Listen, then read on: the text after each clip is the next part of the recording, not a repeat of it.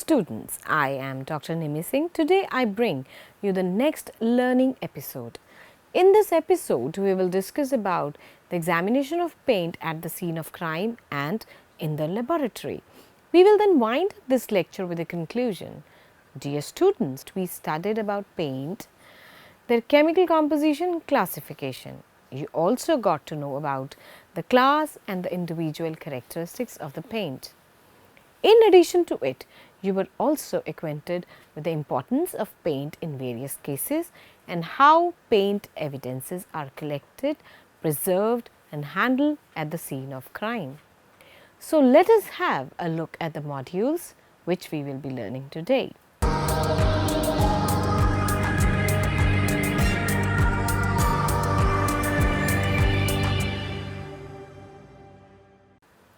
We will learn about the examination of paint at the scene of crime and the examination of paint in the laboratory, the preliminary and the confirmatory examination. Then we will conclude. Now, let us come to the examination of paint at the scene of crime. The paint is a very fragile form of evidence having utmost importance in the field of forensics as it can relate the suspect, victim and the crime scene with each other. It is encountered in many cases of hit and run and in thefts and burglary cases. Hence, it should be collected, packaged and handled carefully at the scene of crime. But when it comes to examination of this evidence at the scene of crime, there are certain main concerns which are to be taken care of, such as the type of case or investigation, the sample size, the environmental effects, complexity and condition, the collection methods, etc. These factors actually guide the forensic examiners to choose different methods of analysis for each specific case. Moreover, paint films are characterized by various physical and chemical properties. The physical properties include the color, layer sequence and thickness, surface and layer features and contaminants, while the chemical properties include pigments, polymers and additives. These features can be determined by various macroscopic, microscopic, chemical and instrumental methods. Difference in appearance, layer size, thickness, etc. can exist even in samples of known origin. So, absence of certain significant features in an analysis may suggest that the paint samples are from common origin. Once the sample for the paint analysis is recognized, it is then removed manually with the help of various lifting and cutting methods. Then, the analysis for the paint sample is done taking into consideration that the methods used should be more specific and less destructive, rather than considering methods that require more sample preparation or consumption.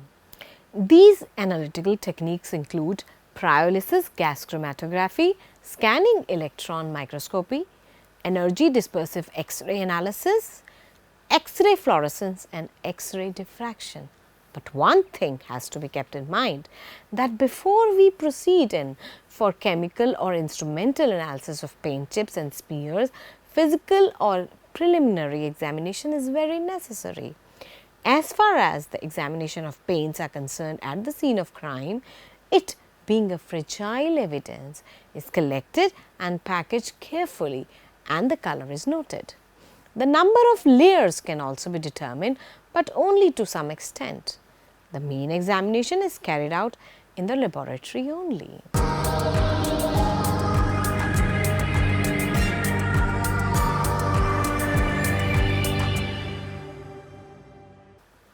Coming to the examination of paint in the laboratory. Now, there are two types of examination, the preliminary examination and the confirmatory examination.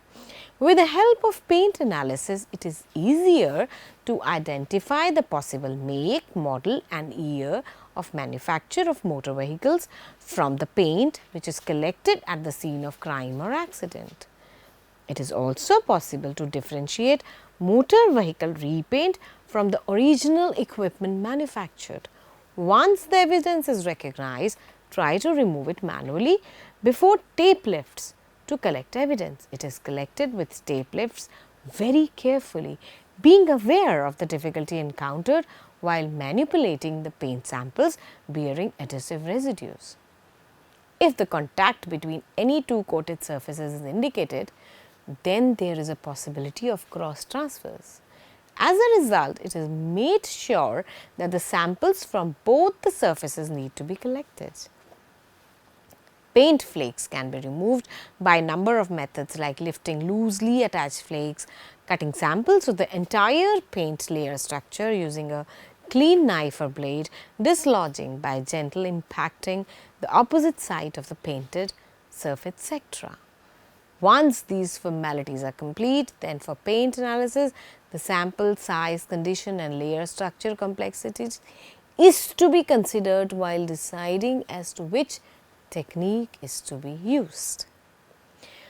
Samples which are neither restricted by the amount nor by the condition should then be analyzed in such a manner that the analysis will actually determine the color and texture of the paint as well as the number, order, colors and texture of the layers in case the sample is a multi-layered sample.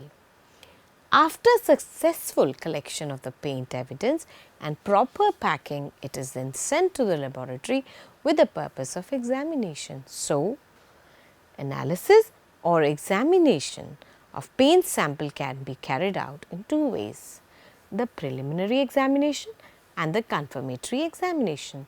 Let us take up these two examinations in details one by one. Let us first come to the preliminary examination. The preliminary examination or the initial examination of the paint evidence comprises of color assessment, especially the hue, the human eye and Munsell color system. The paint evidence comprises of different shades of color. The usual color can be determined by the naked eye, but the variety in color shades or its gradient is determined with the help of Munsell color system. The number, sequence and thickness of layers, sequence of colors and the thickness of different layers present are observed and noted with the help of a microscope. A combination of stereo transmitted light and a polarized light microscope. This is done at magnification of 2x, 200x to examine the layers in paint. Now, many layers will be visible without preparing the sample, but definitive paint layer identification often requires some sample preparation techniques. Coming to the surface texture of the paint. Now, the surface characteristics of the paint evidence can be easily studied as how much rough it is or how much glossy the surface is.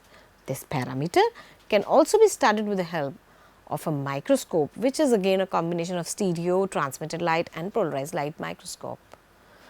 Now, coming to matching the physical irregularities. Now, scratches, contours that are continuous with the known and unknown, the physical fit of these two paint chips. Here, we will take up a detailed discussion on physical fit of two paint chips. Now, let us come to the physical fit of two paint chips. Here, we will take up a detailed discussion on how physical fit of two paint chips is considered. As with any other examination, the initial step in forensic paint flake analysis is to simply look at the sample. A stereo microscope is an invaluable aid in this process. Often, the first step may be the last if significant differences are apparent in the known and questioned samples. The analysis is complete and the paint is excluded. Microscopic examination is the most effective method for the identification of paints. Bigger chips are separated from sample and any possible physical matching of the broken edges of the chip in the exhibit and the control sample is then done. Physical match is the most conclusive type of examination that a forensic investigator can perform on paint samples. It involves the comparison of edges and surface striae between samples. Now, both the edges and the stria in question must possess unique characteristics. When imaging methods are used to document a physical matching, then the forensic examination should make sure The method employed is dimensionally accurate and has associated measuring scales. It should be made sure that the images are well preserved and retained as part of the documentation.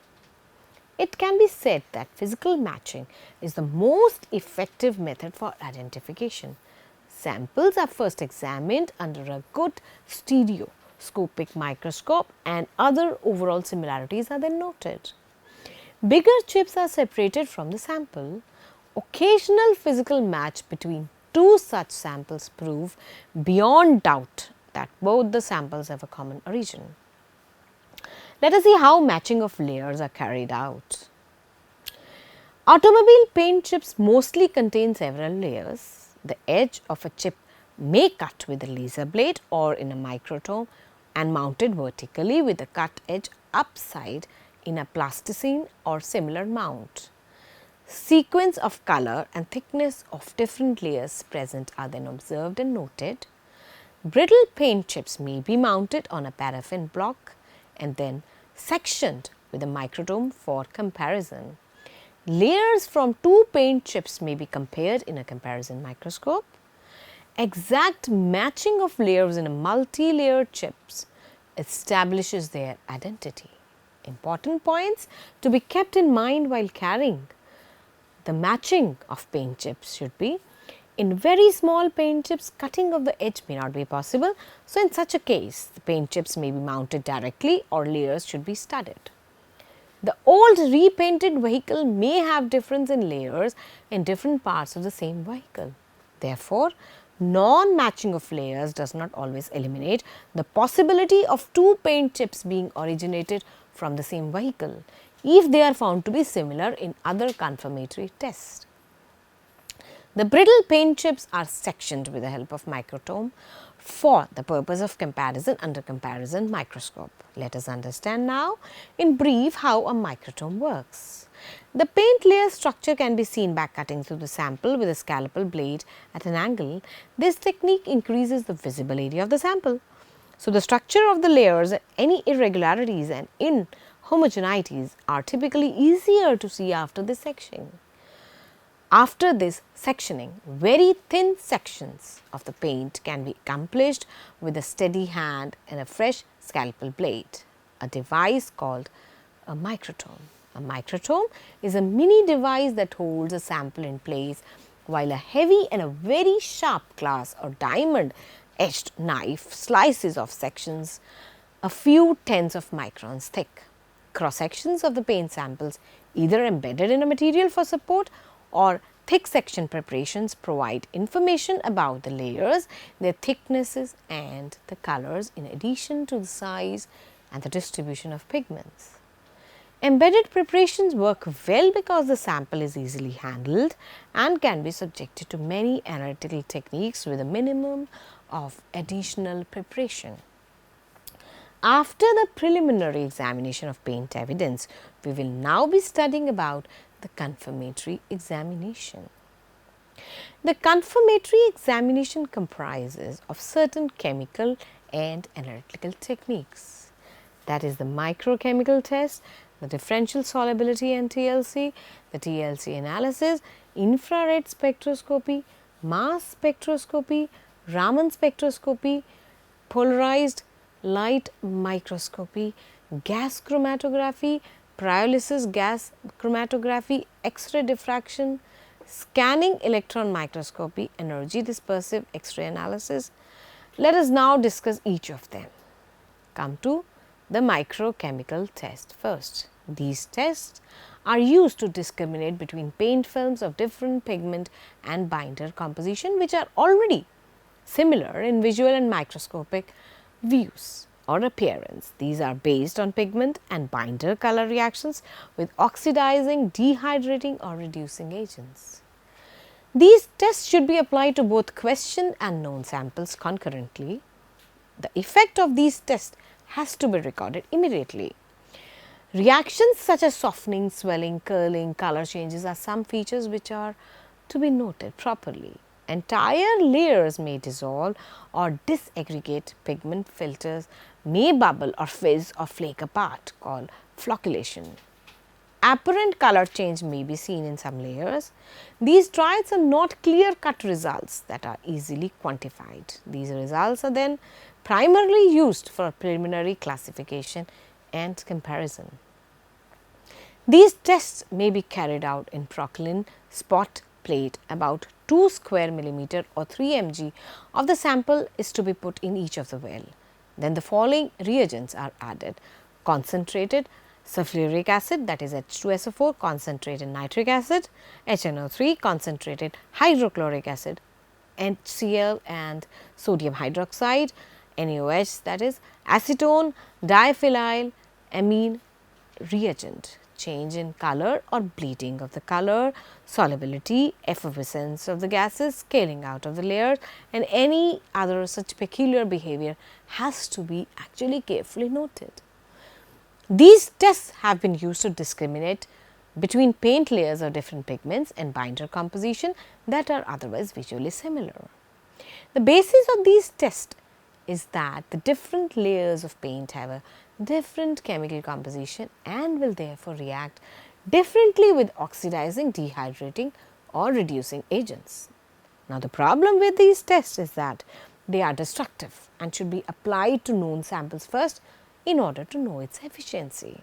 So, these tests should be used only in situations in which the quantity of question sample is actually adequate. Now, differential solubility and TLC. Solubility of the paint samples may be tried out in a number of solvents such as acetone, ethyl acetate, chloroform, benzene, methyl alcohol, methylene chloride, dimethyl formide, xylene. After solubility test, the solubility or partial solubility of the sample is then noted. The soluble component of the paint may also be examined by thin layer chromatography using appropriate solvent system. Now, coming to infrared spectroscopy. Since the paint fragments are small, so Fourier transform infrared spectrometer is recommended. Out of transmittance or reflectance techniques, it is the transmittance technique which is preferred, as most of the binder pigments have emission spectra. In this type of spectroscopy, samples of individual layers is prepared using scalables, blades, forceps, etc., and placed on a small plate or an appropriate mount, and then analysis is carried out. Coming to mass spectrometry. The technique of mass spectrometry is a famous and powerful analytical procedure employed for the quantification of known samples and for identification of unknown compounds in a sample. The whole technique comprises the conversion of the sample in the form of gaseous ions with or without fragmentation, which is then further characterized by their M to Z ratio or mass to charge ratio and relative abundance. The applicability of this technique depends on the paint type, layer complexity and the amount of sample consumption that can be tolerated. Now comes the Raman spectroscopy. This technique is based on the scattering of light rather than the absorption, unlike infrared spectroscopy. So, in this case, the results are totally complementary to those from infrared spectroscopy.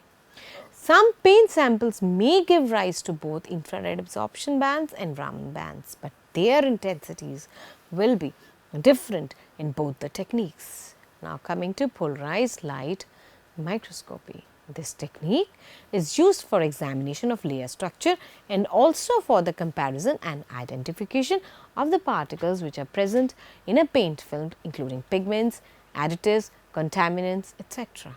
It involves the use of polarized light. The basis of this technique is the wave nature of light.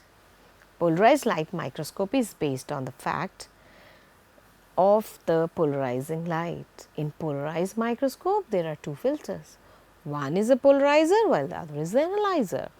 Light from the source moves towards the polarizer and then is analyzed at different position of the analyzer. That is, the two filters can be rotated in different positions depending on which the spectrum will be formed. If the two filters are rotated in exact opposition, that is perpendicular to each other, then no image will be seen. Thus, with the help of second filter, that is the analyzer, different vibrational forms of light will pass through the sample. The different appearance of how light behaves on impinging through different samples of paint is made use of in determining the composition of the paint sample. Coming to the gas chromatography.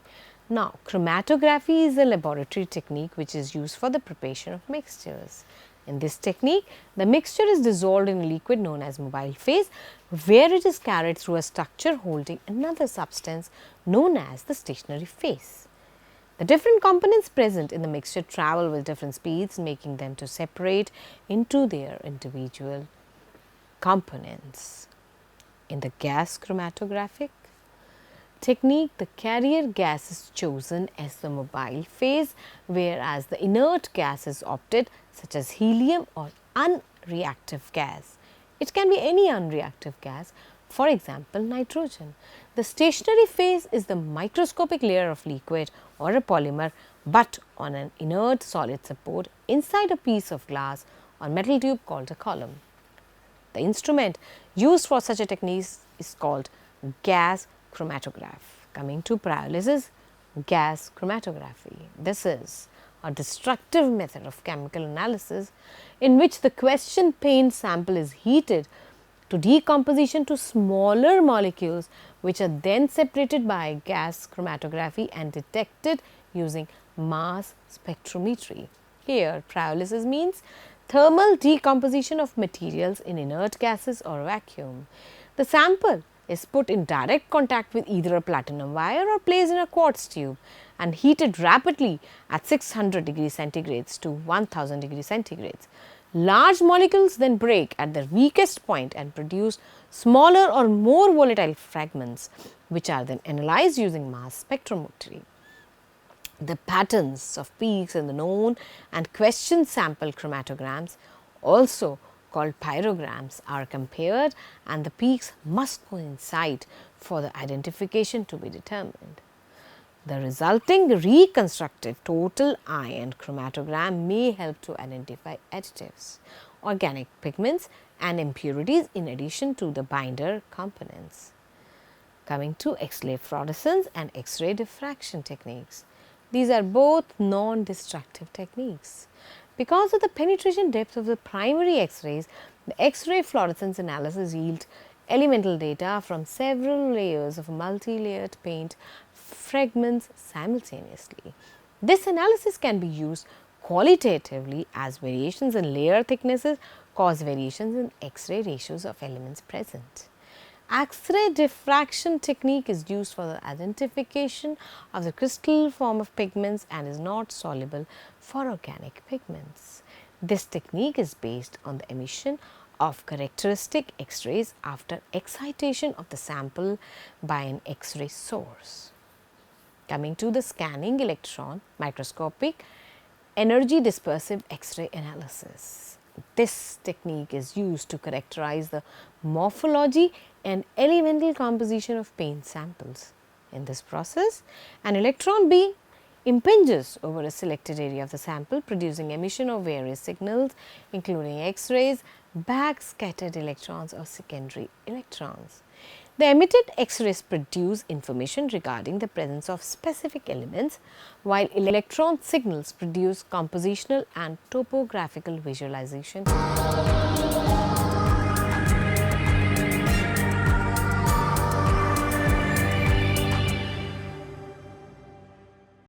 Let us come to the conclusion now. Paint is a very fragile form of evidence, yet having evidentiary value in the field of forensics. For the purpose of examination, it needs to be preserved properly. In addition to it, proper precautions need to be exercised while carrying out chemical or instrumental analysis on these evidences. Now, with all this information, here we come to end of today's lecture now. Do keep in mind what we have discussed today. So, I will be back with one more lecture in this series. If you want to learn more and enhance your knowledge, you may log on to our website www.cec.nic.in for MCQs, quizzes, LORs, etc. Thank you for your time today. I will see you in the next lecture. Have a great day.